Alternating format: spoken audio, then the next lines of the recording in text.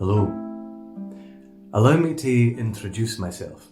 I am the poet Robert Burns, and it's my pleasure for the next wee while to entertain you. But first, for those of you who are perhaps still a little unfamiliar with who I am, let me tell you a wee bit about myself. I was born in Alloway in South Ayrshire on the 25th of January 1759, in the same decade as Mozart, and some 17 years before the country of America declared her independence. My father William was a gardener, and our hame a wee clay-built cottage. However, I did not grow up uneducated. No, I learned to read and write English at the age of 7. But as I grew older, the family farm took up more and more of my time and energy. It was only natural then that I found myself writing poetry to break the monotony of my daily struggle in the fields.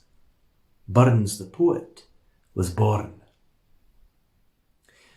One cold winter's morning, whilst ploughing the field, I turned up a mouse asleep in its nest, looking down at this poor, shaking creature whose hame I had left in ruin. I couldn't help but reflect on the contrast between the mouse's fate and that of our own. Wee, sleekit, cowering, timorous beastie, oh what a panic's in thy breastie. Thou needna start awa sae hasty wi' bicker and brattle. I would be loath to rin and chase thee wi' murder and pattle. I'm truly sorry. Man's dominion has broken nature's social union, and justifies that ill opinion which makes thee startle at me, thy fair earth-born companion and fellow mortal. Ah, but mousie, thou art no thy lane, in proving foresight may be vain. The best laid schemes o' mice and men gang after gley, and lay us not but grief and pain for promised joy. From my poem To a Mouse. My love of animals, however, does not extend to all creatures. Yet one occasion provided me with the reflection that I've often since applied to myself. At kirk one Sunday, I was sitting behind Jeanie Macpherson, as bonny a lassie as ever there was. But as I sat there in admiration, I suddenly noticed, scurrying around the rim of her bonnet, the most wretched of creatures, a head louse. I watched this unhalesome beastie dart in and out to Jeanie's bonny locks, and thought to myself, wi' a wry smile of course, where are ye going, ye crowling fairly? Your impudence protects you sairly. I canna say but ye strunt rarely o'er gauze and lace, although faith, I fear ye dine but sparely on sic a place. Ye ugly, creeping, blasted wonner, detested, shunned by sont and sinner, how dare ye set your foot upon her, sae fine a lady? Gae somewhere else and seek your dinner on some pear body. Oh, wad some power the gift he gie us, to see ourselves as others see us. It wad frae mony a blunder free us, and foolish notion, what airs in dress and gait would lead us, and even devotion. From my poem To a Louse. According to the Edinburgh author Robert Louis Stevenson, a leading trait throughout the whole of my life was a desire to be in love.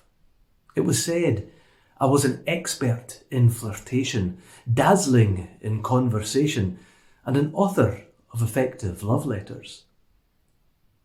But you see, in 18th century Scotland, lassies were scarcely thought to be worth educating, except in the development of such allurements as was considered necessary to attract a suitable husband. The allurements of Edinburgh's Agnes MacElhose, however, were all natural. Born to the wife of a Glaswegian surgeon, Agnes, or Clorinda, as she was to become known to me secretly, had a bosomy figure, large flittering eyes, and a smattering of culture, sufficient to encourage poetry. Oh, my love is like a red, red rose that's newly sprung in June. My love is like the melody that's sweetly played in tune. As fair art thou, my bonny lass, so deep in love am I, and I will love thee still, my dear, till a' the seas gang dry. Till a' the seas gang dry, my dear, and the rocks melt wi' the sun, and I will love thee still, my dear, while the sands o' life shall run. And fare thee weel, my only love, and fare thee weel a while, and I will come again, my love, though it were 10,000 mile. A red, red rose. For over 200 years now, my poetry and songs have thrilled the world. They have been translated into more than 50 languages, from Hebrew to Urdu, Swedish to Russian.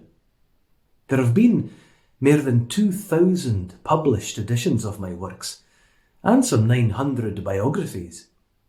And did you know that in the world ranking of statues, only Christopher Columbus has been sculpted more frequently than me? No bad, you might say, for a poor Ayrshire ploughman. But I'll leave you with this thought from my poem, A Man's a Man, as relevant today as it was when I wrote it over 200 years ago. Then let us pray that come it may, as come it will for a' that sense and worth o'er a' the earth may bear the gree and a' that. For a' that and a' that, it's coming yet for a' that man to man the world ower shall brothers be for a' that.